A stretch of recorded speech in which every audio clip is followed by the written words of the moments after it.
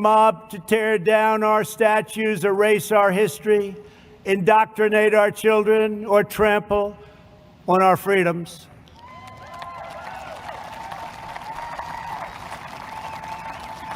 We will safeguard our values, traditions, customs, and beliefs. We will teach our children to cherish and adore their country so that they can build its future. Together we will fight for the American dream, and we will defend, protect, and preserve American way of life, which began in 1492 when Columbus discovered America.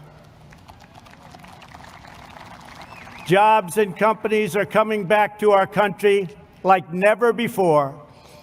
The power of tariffs being imposed on foreign lands that took advantage of the United States for decades and decades have enabled us to make great trade deals where there were none. Tens of billions of dollars are now paid to the United States Treasury by these same countries. But there and then, we got hit by the virus that came from China. And we've made a lot of progress. Our strategy is moving along well. It goes out in one area and rears back its ugly face in another area. But we've learned a lot. We've learned how to put out the flame. We've made ventilators where there were none by the tens of thousands, to the point that we have far more than we need, and we are now distributing them to many foreign countries as a gesture of goodwill. Likewise, testing. There were no tests for a new virus, but now we have tested almost 40 million people. By so doing, we show cases, 99% of which are totally harmless. Results that no other country can show, because no other country is testing that we have, not in terms of the numbers or in terms of the quality. And now, just like everything else, we have become the manufacturer on record for ventilators. We have the most and finest testing anywhere in the world. And we are producing gowns and masks and surgical equipment in our country, where heretofore it was almost exclusively made in foreign lands, in particular China, where, ironically, this virus and others came from. China's secrecy, deceptions, and cover-up allowed it to spread all over the world, 189 countries. And China must be held fully accountable.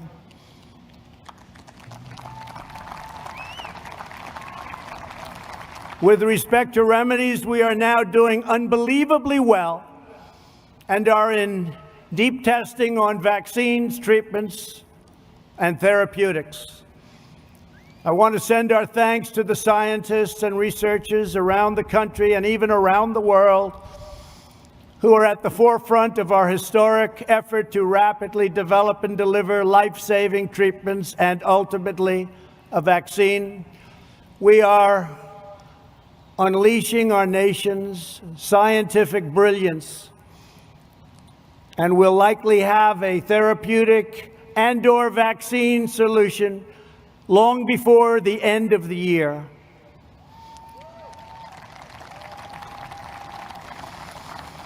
We're very grateful to be joined this evening by Americans battling on the front lines to kill the virus. I just want to say that America thanks you. Please stand, please. Thank you very much. Great, brilliant people. These are great and brilliant people. Thank you. And brave people. Our movement is based on lifting all citizens to reach their fullest God-given potential. Never forget, we are one family and one nation.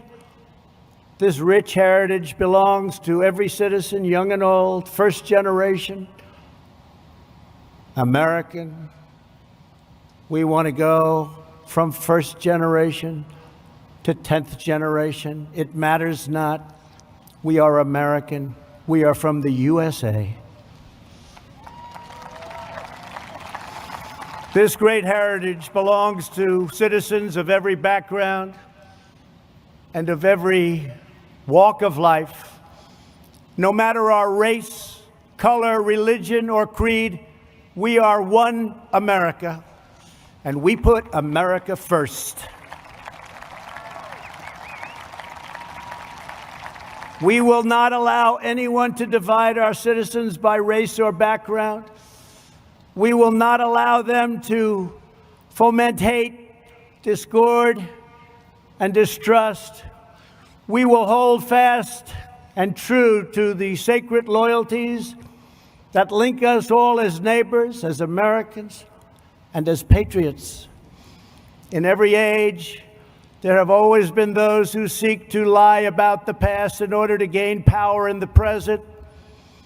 Those that are lying about our history, those who want us to be ashamed of who we are not interested in justice or in healing.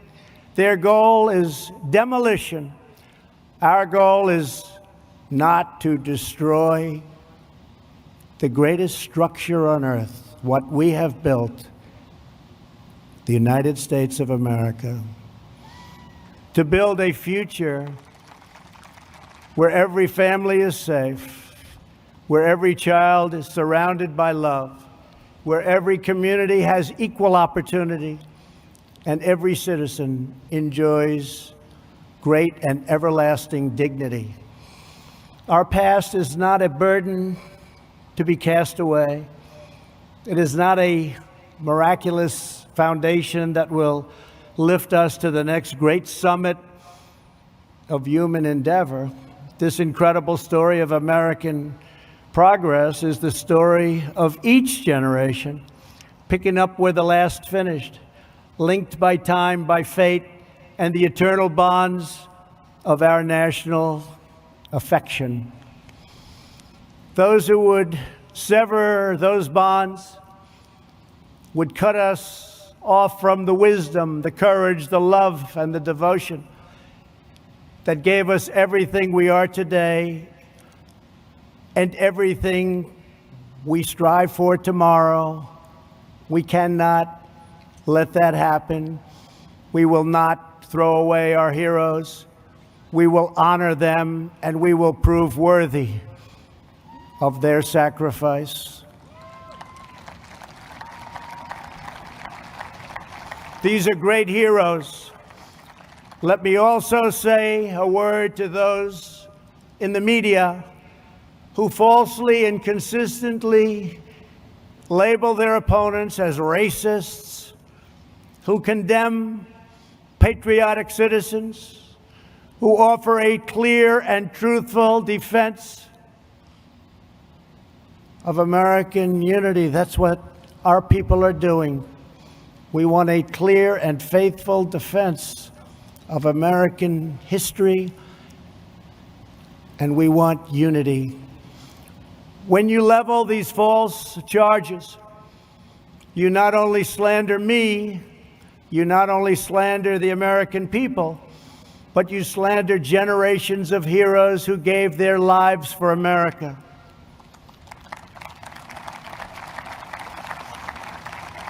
You slander people much braver and more principled than you.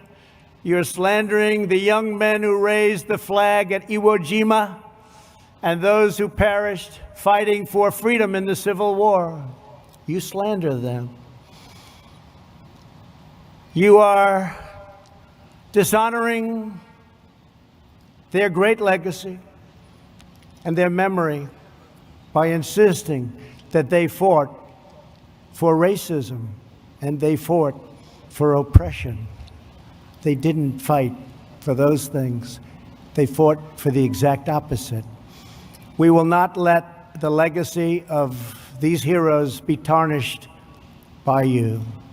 The more you lie, the more you slander, the more you try to demean and divide, the more we will work hard to tell the truth, and we will win.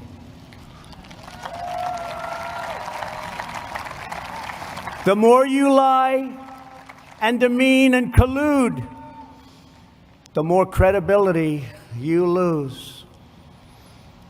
We want to bring the country together, and a free and open media will make this task a very easy one. Our country will be united. After all, what do we all want? We want a strong military, great education, housing, low taxes, law and order. We want safety. We want equal justice. We want religious liberty. We want faith and family and living in great communities and happy communities and safe communities. And we want great jobs, and we want to be respected by the rest of the world, not taken advantage of by the rest of the world, which has gone on for decade after decade. We should all want the same thing. How can it be any different than those things? The more bitter you become, the more we will appeal to love and patriotism, and the more we will rise above your hate to build a better future for every child in our great country. To celebrate America's majestic inheritance, yesterday I signed an executive order to create a brand new monument to our most beloved icons. The National Garden of American Heroes will be a vast outdoor park that will feature the statues of the greatest Americans who have ever lived. We will honor extraordinary citizens from every community and from every place and from every part of our nation. Great men and great women, people that we can look up to forever. Families will be able to walk among the statues of titans, and we have already selected the first 30 legacies and 30 legends. And why don't we start with a man who's been very unfairly treated, who 2 years ago, 3 years ago, especially 5 or 6 years ago, people would have said it's impossible to even attempt to try and disturb his incredible legacy and success. George Washington, Thomas Jefferson, Betsy Ross, Alexander Hamilton, Benjamin Franklin, John Adams, James Madison, Dolly Madison, the great Frederick Douglass, Abraham Lincoln, Harriet Tubman, Harriet Beecher Stowe, Joshua Lawrence Chamberlain, Clara Barton, Daniel Boone, Davy Crockett, Henry Clay, Susan B. Anthony, Booker T. Washington, Orville and Wilbur Wright, who are looking down, and you're going to see some planes like you have never seen before, because we build them better than anybody in the world. Greatest Air Force, the greatest fighters, the greatest everything. You're going to be seeing something. I just wonder what Orville and Wilbur would have been thinking if they ever got to see that. But they're looking, they're checking it out right now along with us. Amelia Earhart, a great, great athlete. No matter where he went, he was the best athlete. Jackie Robinson. George S. Patton, General Patton. He didn't know how to lose. He didn't know how to lose. General Douglas MacArthur. Audie Murphy. The great Billy Graham. An incredible man, respected by everybody. Martin Luther King. President Ronald Reagan, Krista McAuliffe, and Antonin Scalia. So those are just a few of the people we'll be naming, and things are subject to change. But once we make that decision, those great names are going to be up there, and they're never coming down. They have just been an incredible group, and we are going to do this in a very democratic way, frankly. We're going to take names and suggestions. We're going to have committees, and we're going to pick the greatest people that this country has ever known, the most respected people, the people that helped us the most, and the people that we can look up to and that our children and grandchildren and great-grandchildren can look up to into the future. And they can say, isn't America just a tremendous place? So thank you. That'll be very exciting. The patriots who built our country were not villains. They were heroes whose courageous deeds improved the earth beyond measure.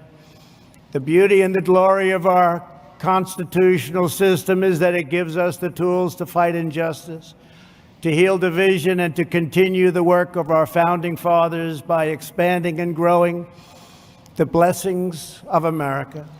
If you believe in justice, if you believe in freedom, if you believe in peace, then you must cherish the principles of our founding and the text of our Constitution. It's our founding and our Constitution.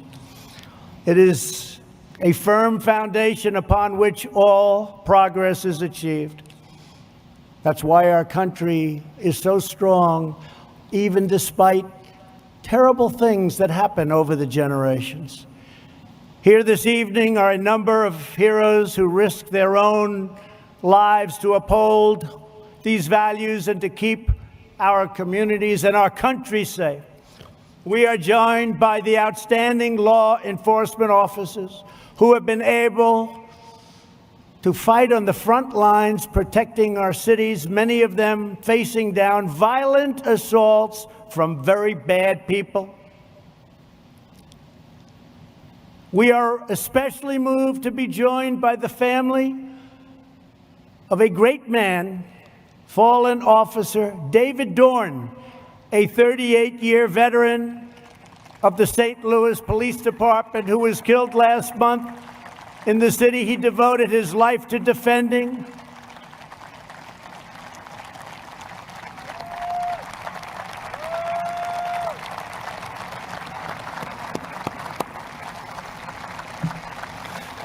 And to David's great family, I want to thank you very much.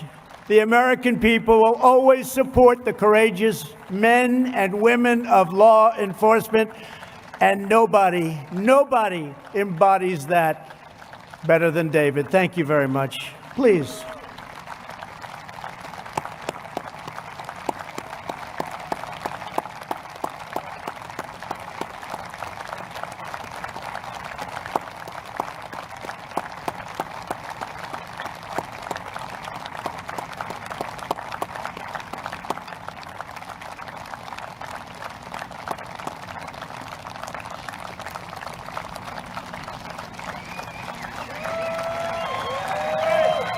And David is looking down right now, and he is so proud of you, and he loves you so much. And thank you for being here. It's a great man. It's a great man.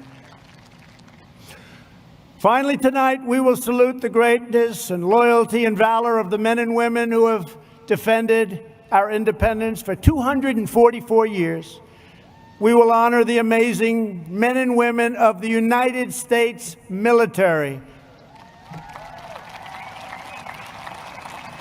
Never in history has a nation used so much power to advance so much good. Battlefields across the world and here at home are marked with the gravestones of young patriots who spent their final valiant moments on this earth to secure liberty and peace. Every child should be taught the military heroes who fought and died to make us free. These are great people. These are great, great heroes indeed. And our greatest leaders and heroes should be recognized and even immortalized for coming generations to see. You know that. This will make our country even stronger, long into the future. In a few moments, we will bear witness to awesome aircraft representing every major military conflict over the last 75 years. These planes once launched off massive aircraft carriers in the fiercest battles of World War II. They raced through the skies of Korea's MiG Alley. They carried American warriors into the dense fields and jungles of Vietnam. They delivered a swift and sweeping, you know that, sweeping. It was swift and it was sweeping like nobody's ever seen anything happen. A victory in Operation Desert Storm. A lot of you were involved in that. A lot of you were involved. That was a quick one. And they've gone on to dangerous missions all around the world to take out enemy terrorists and bring our soldiers home safely. As you know, we've killed this last year the two leading terrorists of the last 10 years, al-Baghdadi and Soleimani, killed, gone, over. We have worked to fully rebuild the armed forces of the United States. No enemy on earth stands a chance. $2.5 trillion we've invested, all made in the USA. We've never had anything near the power and the equipment that we have right now. We did that over the last 3 years. Everywhere these aircraft have flown, they've rained down American thunder, delivered American justice, and they have fiercely defended every square inch of American sovereignty. In their steel frames, broad wings, and roaring engines, we see the story of America's daring defiance, its soaring spirit, and undying resolve. Throughout our history, our country has been tested and tried, but we have always fought to victory. Whenever our way of life has been threatened, our ancestors have responded with the same resounding answer as those first patriots who fought for independence. We are Americans, and we never back down, we never give in, and we never give up, and we will never yield defense of our nation. We love our nation. We will only fight to win. Today, we thank God for the gift of life and for the blessing of liberty. We honor the legends of our history, the glories of our founding fathers, and the giants of the past, and the heroes of today, who keep us safe, who keep us strong and proud, and who keep us free. Once again, happy July 4th to all. Our country is in great shape. Our military has never been stronger, and many, many good things are going to happen. Next year will be one of the greatest years we've ever had. I want to thank our men and women. They are so good, of the National Park Service, Air Traffic Control, and the United States military. God bless you. God bless our heroes. God bless America. And now, let the flyovers begin. Thank you very much. Thank you.